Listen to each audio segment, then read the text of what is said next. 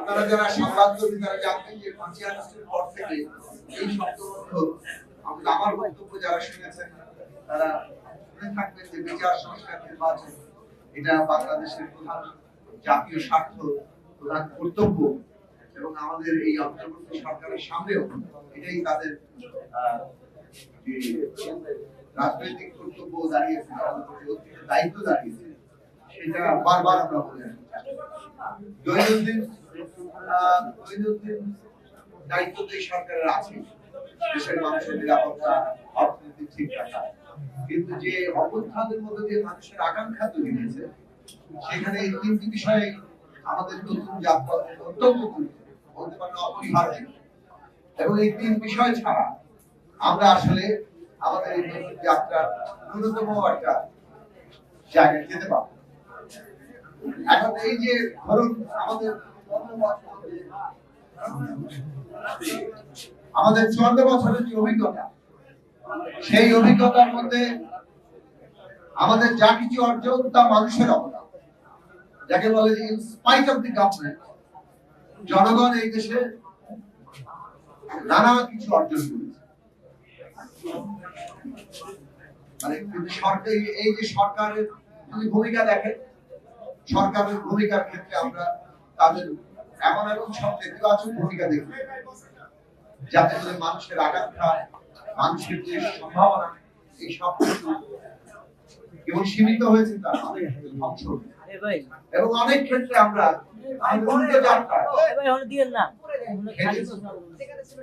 শুরু থেকে একটা রাষ্ট্র পতন হয়েছিল লক্ষ লক্ষ মানুষের রক্তের উপর দাঁড়িয়ে যুদ্ধ করে, এবং সেই যুদ্ধের মধ্যেই ঘোষিত প্রতিশ্রুতি ছিল যে রাষ্ট্র তার সকল নাগরিকদের জন্য সাম্য, মানবিক মর্যাদা এবং সামাজিক ন্যায় বিচার প্রতিষ্ঠা করে। এই যুদ্ধ ঐক্যবদ্ধ হয়েছে ঘোষণা নিয়ে। এই প্রতিরোধের জায়গাটা জনগণকে যেভাবে ঐক্যবদ্ধ করেছে সেটা এই প্রতিশ্রুতির উপর দাঁড়ায়। সেই রাষ্ট্র 72 সাল থেকে এই জায়গায় দাঁড়াতে পারে না। এবং সবচেয়ে বড় ব্যাপার হচ্ছে বিচার, যে একটা রাষ্ট্রের খুব গুরুত্বপূর্ণ বিষয়, অস্তিত্বের বিষয়, সেটাই এই রাষ্ট্র এখন পর্যন্ত ঠিকমতো উপলব্ধি করতে পারে না। আমরা কেন আইন তৈরি হয় কেন, এই প্রশ্নটা নিজেদের আমাদের নাগরিকদের উত্তর করা দরকার। আইন তৈরি হয় যাতে ন্যায় বিচার, কাজেই ন্যায় বিচার ছাড়া এই যে রাষ্ট্র যে আমরা বল প্রয়োগ করতে পারি, রাষ্ট্র যে ক্ষমতার একটা কেন্দ্রীভবন ঘটায়, আমরাই তো সেটা অনুমোদন দিই, নাগরিকরাই তো এই অনুমোদন দেয়। কিন্তু কেন দেয়? কিসের ভিত্তিতে রাষ্ট্র এই ক্ষমতার কেন্দ্রীভবন ঘটাতে পারে? রাষ্ট্রের হাতে একচেটিয়া ক্ষমতা দেওয়া হয়েছে। কারণ রাষ্ট্র ন্যায় বিচার দেবে, এবং সেই ন্যায় বিচার দিতে হলে তাকে আইনের উপর দাঁড়াতে হবে, এবং সেই আইন জনগণের পক্ষে, সমষ্টির পক্ষে আইন। আইন যদি এমন হয় যে ব্যক্তিকে স্বেচ্ছাচারী করে ফেলছে, তাহলে সেই আইন ন্যায় বিচার দিতে পারবে না। আর যে আইন ন্যায় বিচার দিতে পারে না, রাষ্ট্র সেই রকম আইনের উপর যদি দাঁড়িয়ে থাকে, সেই রাষ্ট্র আর ভাবও থাকে না, তার অস্তিত্ব হুমকির মধ্যে পড়ে। আমাদের 72 সাল থেকে এই ক্ষমতা কাঠামো যেভাবে দাঁড়িয়েছে, তাতে সমস্ত ক্ষমতা এমন ভাবে কেন্দ্রীভূত হয়েছে এবং এমন আইনের দ্বারা হয়েছে যে আইনগুলো জনগণকে ক্ষমতায়িত করার বদলে ব্যক্তি, শাসক তাদেরকে ক্ষমতায়িত করেছে। তারা স্বেচ্ছাচারী হয়েছেন নানাভাবে, এবং সেই স্বেচ্ছাচারিতার চূড়ান্ত পরিণতি শেখ হাসিনা আমাদের দেখিয়ে দিয়ে গেছেন কিভাবে সমস্ত রাষ্ট্রকে পকেটের মধ্যে ঢুকিয়ে ফেলতে হয়, প্রতিটি প্রতিষ্ঠানকে পকেটের মধ্যে ঢুকিয়ে ফেলতে হয়। সেটা প্রধান বিচারপতি থেকে শুরু করে, সেনাবাহিনী থেকে শুরু করে, পুলিশ থেকে শুরু করে, আমলাতন্ত্র, এগুলো তো কোনো বিষয়ই না। কাজে এই যে সমস্ত কিছুর উপরে নিয়ন্ত্রণ প্রতিষ্ঠা করা, সমস্ত কিছুকে পকেটের মধ্যে ঢুকিয়ে ফেলা, এইটা তারা তৈরি করেছেন এবং তাদের ইচ্ছা অনুযায়ী দেশ চালিয়েছে। যারা তাদের বিরোধী, তাদের বিরোধী ভুল করেছেন, বিভাজনের রাজনীতি খেলা খেলেছেন, ঘৃণা, ট্যাগিং, নানাভাবে নির্মূলের রাজনীতি করেছেন। বিরোধী দল দমন কিভাবে করতে হয়, কত কৌশলে করতে হয়, সেটা গুম, খুন কিংবা সাবোটাজ, তার বিভিন্ন রকম উদাহরণ তারা আমাদের এখানে তৈরি করেছে। কত নিকৃষ্ট বিভৎস উপায়ে গুমখুর হয়েছে বিএনপি সহ সেখানকার বিরোধী দলের রাজনৈতিক কর্মীরা, নাগরিকদের বিভিন্ন অংশের মানুষেরা, সাধারণ মানুষেরা, কারণ তারা ভয় উৎপাদন করে। এমন অনেক মানুষ গুম হয়েছে, মনে হয়েছে যে এই মানুষটাকে কেন গুম করা হলো, এত গুরুত্বপূর্ণ তো সে নয়, এত ক্ষমতাধর তো সে নয়। তাকে গুম করা হয়েছিল যাতে সবার মধ্যে ভয় ছড়িয়ে সাধারণ মানুষ ভয়ে কুঁকড়ে যায়, এই ফ্যাসিবাদকে উপড়ে ফেলবে, তাকে উৎখাত করবে, এরকম কোন সাহস যাতে সে দেখাতে না পারে। সুতরাং ভয়ের রাজত্ব তারা পায়। তারা মামলার পর মামলা দিয়েছিল যাতে বিরোধী দল ঘুরতে থাকে কোর্টের বারান্দায় এবং তারা আন্দোলনের মধ্যে যেতে ভয় পায়। তারা স্যাবোটাজ করেছিল, যেটা নুরুল হক এখানে বললেন 28 অক্টোবর 2023 সাল আমরা সবাই রাস্তায়, কিভাবে একটা শান্তিপূর্ণ সমাবেশে ওখানে স্যাবোটাজ করা হলো, তারপরে প্রধান বিচারপতির বাড়ির গেটের মধ্যে লোককে ঢুকিয়ে দেওয়া হলো, তারপরে যে পুলিশ হাসপাতাল, পুলিশ মারা, বিভিন্ন ভাবে স্যাবোটাজ সৃষ্টি করে তারপর সন্ধ্যা থেকে শুরু হলো টেলিভিশন গুলোতে তার বয়ান, এই বয়ান দিয়ে রাতের বেলা ট্র্যাক দাও, এই যে পুরো প্লটটা তারা রেডি করে দিয়েছে। তো সেইখানে এই নানান কায়দায় যে আসলে ক্ষমতার কেন্দ্রীভবন, ন্যূনতম জবাবদিহি না থাকা, যে কোনো ভাবে হোক মানুষের উপরে অন্যায়, হত্যা, সবকিছু চাপিয়ে দেওয়া, এইটা রাষ্ট্রকে মানে তার অস্তিত্বকে হুমকির মধ্যে ফেলে। ফলে শেখ হাসিনার রাষ্ট্র কিন্তু ভেঙে পড়ছে, জনগণ তাকে উৎখাত করেছে, কারণ এটা আপনি বেশি দিন চালাতে পারবেন। আমরা বারবার বলেছি অভ্যুত্থান আসন্ন, তারা আমাদের দিকে হেসেছিলেন, যারা গণ অভ্যুত্থানের স্বপ্ন দেখে, গণ অভ্যুত্থান শেখ হাসিনার বিরুদ্ধে হবে না, কিন্তু আমরা প্রতিদিন বলেছি গণ অভ্যুত্থান আসন্ন এবং এই রাষ্ট্র টিকবে না, এই রাষ্ট্র টেকার ক্ষমতা নাই। এখন বিচার বিষয়টি এই কারণে আমাদের নতুন যাত্রার জন্য অত্যন্ত গুরুত্বপূর্ণ। কিন্তু বিচার কেমন? সিলেক্টিভ বিচার, ন্যায় বিচার নয়। আমরা এখন যদি দেখি যে আমাদের নতুন যাত্রার মধ্যে সিলেক্টিভ বিচার, তাহলে আমরা আবার একই পাকে একই আবর্তে ঘুরবো। এইটা আমাদের নাগরিকদের মনে রাখতে হবে। যদি রাষ্ট্রটা হয় অমুকের বদলে তমুকের, এবং ন্যায় বিচারও এরকম ভাবে যায় যে আমি থাকলে একরকম এক দলের বিচার হবে, আর অন্য কেউ আসলে আরেক দলের বিচার হবে। বিচার যদি ন্যায় বিচারের জায়গায় না যেতে পারে, তাহলে আমরা রাষ্ট্রকে সত্যি সত্যি করে নতুন যাত্রায় নিতে পারবো। এই সরকারের সেই দিকগুলো খেয়াল রাখা দরকার ছিল অন্তর্বর্তী সরকারের। কিন্তু আমরা এখন দেখছি যে বিচার ন্যায় বিচারের জায়গায় নেই, অনেক ক্ষেত্রেই বিচার চলে যাচ্ছে মবের হাতে। সত্যিকার মানুষের ন্যায় বিচার পেতে হলে আগে মব তৈরি করো, তাহলে পেতে হবে। কোথাও কোথাও অন্যায় শিকার হচ্ছে, আমার জমি দখল হয়ে যাচ্ছে, মব তৈরি করতে পারলে, তাকে অমুকের দোষর প্রমাণ করতে পারলে, তাইলে যদি কিছু পারা যায়।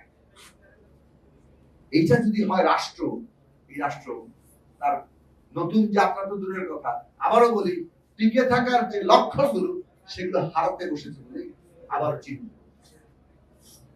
কারণ রাষ্ট্র ধারণার আপনি 1000 বছরের ইতিহাস দেখেন, এটা অত্যন্ত গুরুত্বপূর্ণ প্রশ্ন।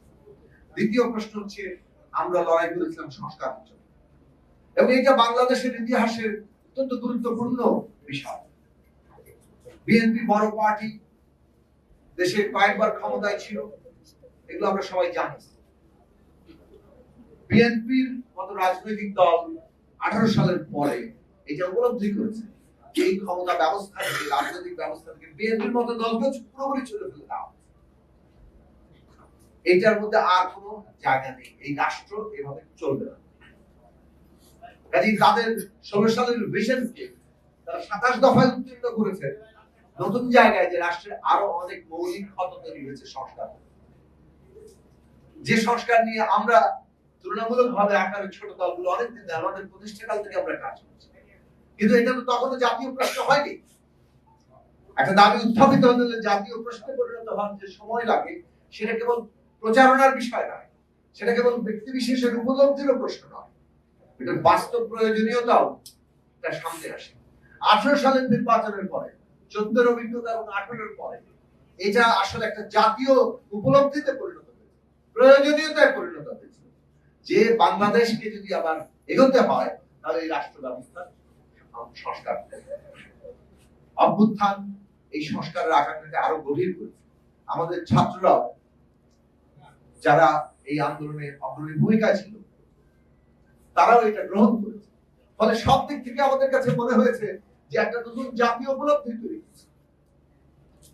কিন্তু দুঃখজনক ব্যাপার দাঁড়ালো অভ্যুত্থানের পরে সংস্কারের আকাঙ্ক্ষা তৈরি হয়েছে, কিন্তু যখন নির্বাচনের প্রসঙ্গটা বলা হলো তখন অনেকেই নির্বাচন আর সংস্কারকে মুখোমুখি দাঁড় করিয়ে দিতে চায়। মনে হলো যেন নির্বাচনটা খুব খারাপ বিষয়, আমরা এই সংস্কার করে ফেলতে পারবো। এবং এই চিন্তা আসলো কিছুটা কতগুলো ধারণা থেকে, এবং সেই ধারণা অনুমান পরবর্তীতে এখন এসে আমরা বুঝতে পারছি এগুলো আসলে রাজনৈতিক স্বার্থ। অর্থাৎ আমার দল কি ধরনের বয়ান তৈরি করলে, তাকে কিভাবে চিহ্নিত করলে অমুক দল সংস্কার করবে না, এরকম একটি জিনিস হাজির করে দিলে আমার দলের সুবিধা হয়। এই রাজনৈতিক প্রতিদ্বন্দ্বিতা শুরু হলো, যেখানে বাংলাদেশে একটা জাতীয় ঐক্য রক্ষা করা এই ট্রানজিশনের সবচেয়ে বড় কাজ। জাতীয় ঐক্য ছাড়া এই ট্রানজিশন করতে পারবে না। সবাই জানে পতিত ফ্যাসিস্টরা সাবোটাজ করতে চায়, পতিত ফ্যাসিস্টরা অভ্যুত্থানকে ধ্বংস করতে চায়, এটা সবারই জানা। এবং তাদের দেশে বিদেশি মিত্র ভারতে বসে থেকে শেখ হাসিনা যখন এখানে সাবোটাজ করতে চান, তখন ভারত সরকারের নীতি নিয়ে আমাদের প্রশ্ন করতে হবে তারা আসলে কি চান। কাজে এইটা খুবই স্বাভাবিক, এবং এইটার বিরুদ্ধে আমরা আন্দোলনকারী শক্তি সমূহ যারা নতুন ভাবে পুরো রাষ্ট্রের পুনর্গঠন করতে চাইছি, মেরামত করতে চাইছি, সংস্কার করতে চাইছি, রূপান্তর করতে চাইছি, নতুন বন্দোবস্ত প্রতিষ্ঠা করতে চাইছি, তাদেরকে তো ঐক্যবদ্ধ থাকতে হবে। ন্যূনতম জাতীয় ঐক্যের মধ্য দিয়ে আমাদের এই সংস্কার প্রক্রিয়াটা এগোতে হবে। আমাদের রাজনৈতিক প্রতিদ্বন্দ্বিতা থাকবে, কিন্তু রাজনৈতিক প্রতিদ্বন্দ্বিতাকে নিজের দলের দলীয় ক্ষমতা প্রতিষ্ঠা করার জন্য এমন ভাবে নির্বাচন এবং সংস্কারকে মুখোমুখি দাঁড় করানো হলো যাতে করে দলীয় ফায়দা হয়। শেষ পর্যন্ত এসে আমরা দেখছি এখনো সেটা চলছে। দুঃখজনক ভাবে সত্য, গতকালকে আপনারা দেখেছেন পত্রিকায় যে এখানে অনেকগুলো প্রসঙ্গ এসছে জুলাই জাতীয় সনদ বাস্তবায়ন। আমরা শুরু থেকে বলেছি সংস্কার আমরা চাই, অন্তর্বর্তী সরকার সংস্কার কাজকে ফ্যাসিলিটেট করুক এবং তার জন্য কমিশন করুক, তারা বিভিন্ন জনের সাথে আলাপ করুক, প্রস্তাব উত্থাপন করুক, এবং রাজনৈতিক দল সহ বিভিন্ন শ্রেণী পেশার মানুষ, প্রতিনিধি সমাজের তারা ঐক্যবদ্ধ হোক কোন প্রশ্নে। কিন্তু আমরা ঐক্যবদ্ধ হলাম বলে এটা বাস্তবায়নযোগ্য হয়ে যায় না।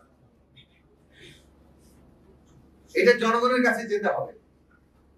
এটা একটা রিপাবলিক, এখানে জনগণ ক্ষমতার কেন্দ্র। ততক্ষণ পর্যন্ত এটা বৈধ হবে না যতক্ষণ না পর্যন্ত জনগণের নির্বাচিত প্রতিনিধিরা এটাকে আসলে বৈধতা দিচ্ছে। এমনকি একটা বিপ্লবের দেশেও, যেসব দেশে বিপ্লব হয়েছে, বিপ্লব হলে সংবিধান সেখানে পুরনো রাষ্ট্র ব্যবস্থাকে অনেক ক্ষেত্রে বাতিল করে দেয়, স্থগিত করে দেয়, ভেঙে দেয়। কিন্তু নতুন রাষ্ট্র তো কায়েম হয়, সেটা ডিক্রির মধ্য দিয়ে চলে। তারপরে নতুন সংবিধান প্রণয়ন করে খসড়া, তারপরে একটা জনগণের সম্মতি নেয়, নির্বাচন হয়, পার্লামেন্টে গিয়ে শেষ পর্যন্ত সব বৈধতা পায়। এই প্রক্রিয়া কোন জায়গায় কিন্তু ব্যতিক্রম নেই।